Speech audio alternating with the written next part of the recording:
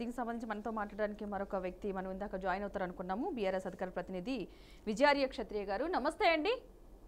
నమస్తే నమస్తే అమ్మా. హలో, వాయిస్ వినిపిస్తుందండి?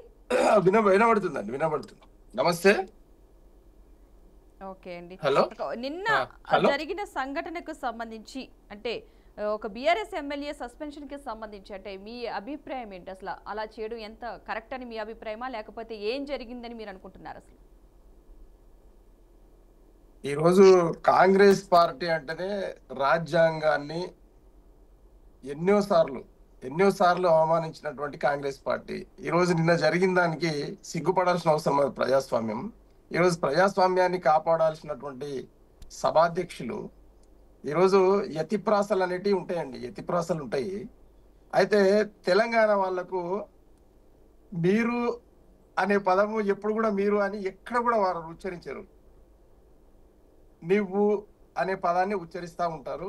ఇది వాస్తవం. ఇది రామ్మోహన్ రావు గారు చెప్పాల్సిన అవసరం ఉంది. ఎందుకంటే ఆంధ్ర ప్రజలు అందరూ మీరు మీరు మీరు అంటారు, వాళ్ళు సింగులర్ గా మాట్లాడు. కానీ తెలంగాణ ప్రజలు యతిప్రాసలలో నీకు నువ్వు అనే పదాలను వాడతారు. కానీ అది అంత మాత్రానికి అక్కడ సభాధ్యక్షులను అగౌరవపరిచినట్లు కాదు. ఈ విషయాన్ని గమనించాల్సిన అవసరం. అంటే స్వయంగా ఒక శాసనసభ వ్యవహారాల మంత్రిగా ఉన్నటువంటి దుద్దిల్ల శ్రీధర్ బాబు గారు స్వయంగా బ్రాహ్మణుడు. ఏం వాళ్ళకి తెలియదా? యతిప్రాసల వాళ్ళకి తెలియదా? అంటే ఒక మాజీ మంత్రివర్యులు చక్కగా దాన్ని ఉదహరిస్తూ ఏది మన గవర్నర్ గారి మరి సమావేశంలో మాట్లాడినటువంటి మొత్తం పాఠాన్ని ఉదహరిస్తూ ఆయన ఒక్కొక్క అంశంగా ఆయన చెప్తా ఉన్న క్రమంలో ముగ్గురు వెంకటరెడ్డి గారు, మరి బట్టి విక్రమార్క గారు, అలాగే శ్రీధర్ బాబు గారు ముగ్గురు ఆయన డిస్టర్బెన్స్ చేసి వాళ్ళ కోసమేమో గంటన్నర 2 గంటలు కూర్చోవాల. వీళ్ళేమో ఒక్కడికి ముగ్గురు లేచి డిస్టర్బెన్స్ చేస్తూ ఉంటే మరి ఆయన వాస్తవంగా ఏ సభ్యుడైనా నేనైనా కూడా అసహనానికి గురైన పరిస్థితి ఉంటుందండి. అట్లా వీళ్ళకి ఇచ్చిన అంటే సభా వ్యవహారాలలో ఎవరిని ఏ విధంగా ప్రవర్తించాలి అనేది ఇక్కడ బీఆర్ఎస్ పార్టీకి నేర్పాల్సిన అవసరం లేదు. కానీ స్వయంగా శాసనసభ వ్యవహారాల మంత్రి రెచ్చగొట్టి శ్రీధర్ బాబు గారే రెచ్చగొట్టి ఈ పంచాయతీ తెచ్చిపెట్టిండు. ఈరోజు మరి ఒక్కటండి, రాజ్యాంగబద్ధంగా రిజిస్టర్డ్ అయినటువంటి పార్టీకి పరిపాలన కానీ ప్రతిపక్షంలో ఉండే ఏ పార్టీకి కూడా కులము, మతము, ప్రాంతము, ఉప ప్రాంతము, లింగ భేదాలు ఉన్నాయండి.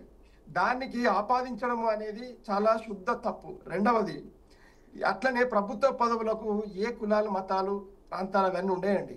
కానీ వీళ్ళు దళిత పదాన్ని ఎస్సీ ఎస్టీలను వాడుకొని వాళ్ళ పేరు మీద బ్రతుకుతున్నటువంటి, వాళ్ళ పేరు మీద బ్లాక్మెయిల్ చేస్తున్నటువంటి ఈ కాంగ్రెస్ పార్టీ ప్రభుత్వాన్ని ఏమనాలో మాకు అర్థం అవ్వట్లేదు. నిన్న జరిగిన సందర్భం లైవ్ లో అందరు చూశారు, ప్రజలు కూడా చూశారు. ఎక్కడ కూడా జగదీశ్వర్ రెడ్డి గారి ఒక పొల్లు, ఒక అక్షరం కూడా తప్పు లేదండి. ఆయన ఒక మాజీ మంత్రివర్యులు, సీనియర్ ఎమ్మెల్యే, ఆయనను పట్టుకొని మరి అనవసరంగా కాంగ్రెస్ పార్టీ ప్రభుత్వం యొక్క మాటలు విని సభాధ్యక్షులు అనేట ఆయన అన్ని పార్టీలకు సమానం.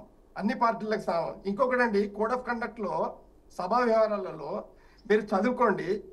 అసలు సభాధ్యక్షులు ఏం చేయాలి అని అంటే, సభ అనేది అందరిది, ప్రజలది. పార్టీలు అనేటివి బయట. మీరు ప్రజల ద్వారా ఎన్నుకోబడి వచ్చిన తర్వాత ఇది అందరి సభ, అందరి సమానంగా ఉండాలా అన్నప్పుడు మీరు చూడండి, పార్టీల కండువాలు సభలో వేసుకోరండి. పార్టీల కండువాలు సభలో వేసుకొని రావద్దు, ఏ పార్టీ వాళ్ళైనా సరే. దాన్ని ఎవరు ఖండించాలండి? సభా వ్యవహారాల మంత్రి ఏం చేస్తా ఉన్నారండి? సభాధ్యక్షులు ఏం చేస్తా ఉన్నారండి? అంటే కోడ్ ఆఫ్ కండక్ట్ ను వీళ్ళు నిర్వహించాల్సిన అవసరం లేదా?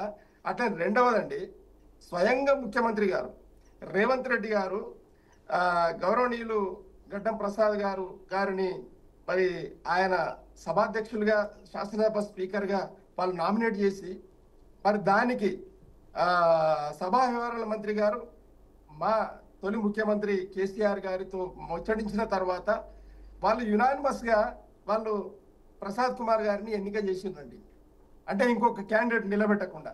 అంటే దీంట్లో గౌరవ గడ్డం ప్రసాద్ గారి మీద ఎలాంటి ఆలోచన విధానం ఉండి ఉంటుంది? బీఆర్ఎస్ పార్టీకి ఆలోచన చేయండి. అంటే ఈరోజు దళితుల్ని అని ఆ దళిత పదము వాస్తవంగా రద్దు చేయబడ్డది. ఆ పదాన్ని వాడొద్దు అని చెప్పేసి రాజ్యాంగబద్ధంగా రద్దు చేయబడ్డది. దాన్ని జీవోలు కూడా ఉన్నాయండి. ఇదే పెద్దలు ఏ పార్టీ వాళ్ళైనా, మా పార్టీ వాళ్ళు కానీ, వాళ్ళ పార్టీ వాళ్ళు కానీ, ఇంకో పార్టీ వాళ్ళు కానీ, ఏ పార్టీ వాళ్ళైనా అసలు ఆ పదాన్ని ఉపయోగించొద్దు, ఉచ్చరించొద్దు, రాయకూడదు, పలకకూడదు.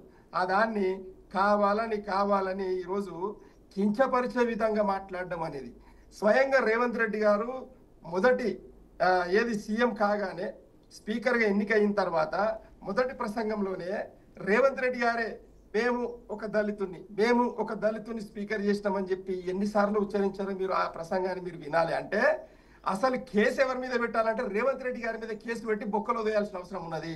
ఎందుకనంటే ఆ పదము ఉచ్చరించకూడదు. స్వయంగా ఒక శాసనసభ సభ్యుడు అయి ఉండి, మరి అలాగే ముఖ్యమంత్రి అయి ఉండి, ఆయన్నే సభకు ఈ విధంగా నేర్పిస్తే, ఆయన్నే ప్రజలకు ఈ విధంగా నేర్పిస్తే ఇది ఎక్కడి ప్రజాస్వామ్యం అండి? అందుకోసం ప్రజాస్వామ్యం కూని అయ్యింది నిన్న.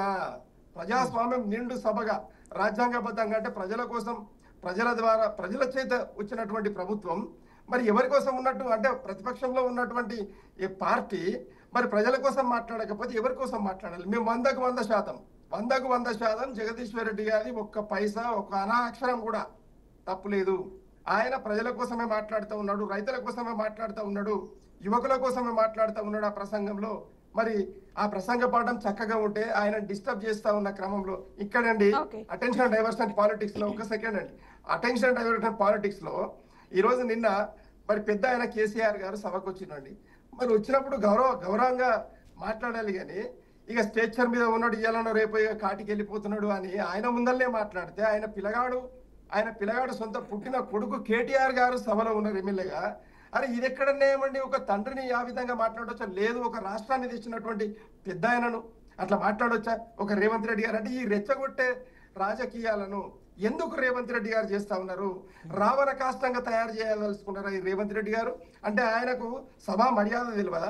లేదు వ్యక్తికి ఇచ్చే మర్యాద తెలియదా? లేదు ఒక ప్రధాన ప్రతిపక్షం తెలంగాణ రాష్ట్రాన్ని తెచ్చినటువంటి ఒక పెద్ద ఆయనకి ఇవ్వాల్సిన విలువ ఇవ్వకుండా ఈ రోజు అన్యాయంగా నిన్న ఆ మాట మాట్లాడితే తెలంగాణ మొత్తం లేచి నిలబడితే దాన్ని డైవర్షన్ పాలిటిక్స్ లో భాగంగా నేను జగదీశ్వర్ రెడ్డి ఏంటండి విజయరాయ్ గారు ఇప్పుడు రేవంత్ రెడ్డి గారు సభలో మాట్లాడారా మొన్న? మాట్లాడకపోతే ఆడ మాట్లాడు, బయట మాట్లాడు. ఒక విషయం ఇప్పుడు ఏమైతుందంటే వెంకటరెడ్డి గారు ఒక మాట చెప్పను. ఇప్పుడు విజయరాయ్ గారి స్ట్రాటజీ ఏంటంటే కేసీఆర్ గారు అసెంబ్లీకి రావట్లేదు కదా, ఏదో ఉత్తగా ఏం రావట్లేదు, వెనకాల ఒక కారణాన్ని జోడించి ఆ కారణం చేత రావట్లేదు అని చెప్పే ప్రయత్నం చేస్తున్నారు లాస్ట్ కి. ఇప్పుడు ఆ కారణం చేతనే ఈ సంవత్సరం మొత్తం ఇక రారిగా, మళ్ళీ నెక్స్ట్ బడ్జెట్ సెషన్ కు ఒక రోజు వస్తారు, ఆ ప్రతులు చూస్తారు, మళ్ళీ వెళ్ళిపోతారు, ఇక అంతే ఉంటది, ఇంకేం లేదు. మీకు అధికారం కావడం కోసం కారణాలు కావాలి. తర్వాత వస్తామే మేము మొగలము 100% దించిన తర్వాత వస్తాం. ఈ అహంకారమే ఫామ్ హౌస్ లో కూర్చోబెట్టిందన్నా, ఈ అహంకారమే ఫామ్ హౌస్ లో కూర్చోబెట్టింది, ఈ అహంకారమే ఫామ్ హౌస్ లో కూర్చోబెట్టింది, ఆ అహంకారము ఫామ్ హౌస్ లో కూర్చోబెట్టింది. మమ్మల్ని గోసబెట్టండి. కేసీఆర్ గారిని అన్యాయంగా అన్నాడు మాటలన్నీ, ఒక్కొక్క మాట వింటా ఉంటే రక్తం ఇట్లా కాలుతా ఉంటది. దీనికి సంబంధించిన మంచి సామెత రామ్మోహన్ రావు గారే చెప్పాలి. సామ్రాజ్యం తెచ్చిపెట్టిండా? అరే రెడ్లు మంచోలే, బట్టలు ఇప్పుకొని పేదలకు న్యాయం చేయాలని కోరుకునే రెడ్డి సామాజిక వర్గంలో ఉండి అన్యాయంగా రెడ్లను అన్యాయంగా ఈ రోజు బద్నాం చేస్తా ఉన్నాడు రేవంత్ రెడ్డి ఆ కమ్యూనిటీని. అరే అందరికి కోపం వచ్చేలాగా చేస్తా ఉన్నాడు. ఇదెక్కడి పద్ధతి అండి? నాకు అర్థం కాదు రేవంత్ రెడ్డి గారిది. అరే ప్రతి మాటకు మరి ఇదే వెంకటరెడ్డి గారు, మరి ఆయన కూడా భారతీయ జనతా పార్టీ 70 ఏళ్ళు ఆయన కూడా వచ్చినాయి. మరి ఆయన ఏ రోజు కూడా ఎవరిని కూడా వేరే రకంగా మాట్లాడితే అరే ఒక మర్యాద ఇవ్వాలి. అసలు ఆ కమ్యూనిటీకి మర్యాదలు వేస్తున్న ఏకైక నాయకుడు ఎవరన్నా ఉన్నట్టు రేవంత్ రెడ్డి గారు ఉన్నారు.